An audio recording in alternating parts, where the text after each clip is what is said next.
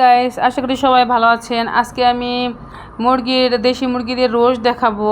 এই রোস্টটা একটু মনোযোগ সহকারে গাইস দেখেন। আমি রোস্টের গুলো কেটে সুন্দর করে পরিষ্কার করে রেখেছি। এখন অনেকে আছেন লবণ দিয়ে আলাদা মেখে ভাজেন। আমি অন্য স্টাইলে করি, কিন্তু আজকে আমি এরকমই করব। লবণ দিয়ে মুরগির পিসগুলোকে আমি একটু ভেজে তুলে রাখবো, আর রোস্টে যে মশলাগুলো আমি আলাদাভাবে পরে বলে দিব।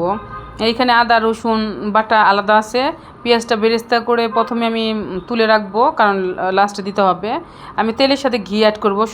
বেশিরভাগ মানুষই পুরোটা রান্নায় ঘি দিয়ে করেন। আমি লবণ মেখে আমি রোস্টগুলোকে একটু ভাজবো, জাস্ট একটু এপিট উপিট করে। দেশি মুরগি খুব বেশি ভাজতে যাবেন না গাইস। রোস্ট অনেকেই রান্না করে, কিন্তু স্বাদ সবার হাতে হয় না। কিছু টিপস ফলো করতে হবে। ওই মাংস ভাজা তেলের মধ্যে আমি শুকনো মরিচ দিলাম, আর এলো শাহজিরা দিলাম, আর আমি পানির মধ্যে আদা বাটা রসুন বাটা যা আমি সব পানির মধ্যে আমি মিশিয়ে অ্যাড করব। আর এখানে কাজু কিশমিশ পোস্ত আছে, এটা আমি বাটাটা আমি মিক্স করে দিলাম। পাটায় পিষিয়ে বাটার চেষ্টা করবেন।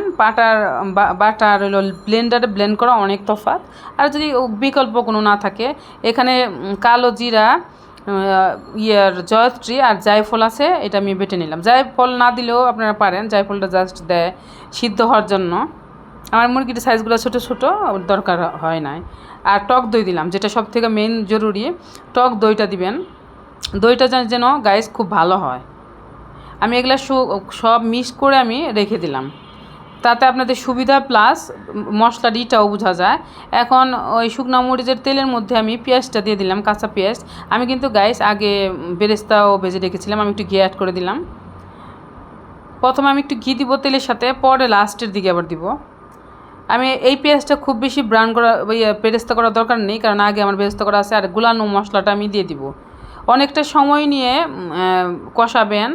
আমরা অবশ্যই গাইস লক্ষ্য করে দেখবেন, আমার প্রত্যেকটা রান্নায় কষানোটা আমি অনেকক্ষণ সময় নিয়ে করি। কষানোর উপরেই কিন্তু রোস্টের আসল স্বাদটা চলে আসে। অনেকে এটা বুঝতে পারে না, এই মশলা দিয়ে ধুম করে মাংসগুলো দিয়ে দেয়, কিন্তু অনেকটা সময় নিয়ে এই 10-12 মিনিট একটু ধৈর্য সহকারে টাইম নিয়ে রান্না করবেন। রান্না ভালো হতে হলে একটু আমাদের সময় দিতেই হবে, সেক্ষেত্রে টেস্টটা আপনারা পাবেন না, বিয়েবাড়ির টেস্টটা।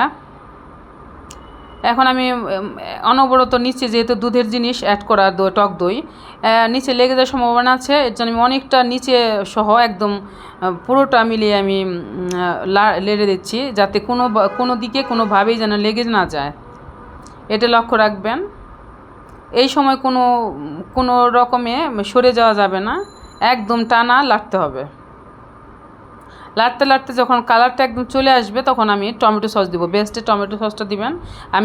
আমার যত রান্না আছে সব বেস্টের টমেটো সসটাই আমি, যেটার মধ্যে লাগে, আমি এই সসটা ইউজ করেছি। এখন মাংস ভাজাটা আমি এটার সাথে অ্যাড করে দিব। তারপরে আমি কি করব, দুধ অ্যাড করব শাহি ভাব আনার জন্য। এটা কিন্তু খুব গুরুত্বপূর্ণ একটা টিপস।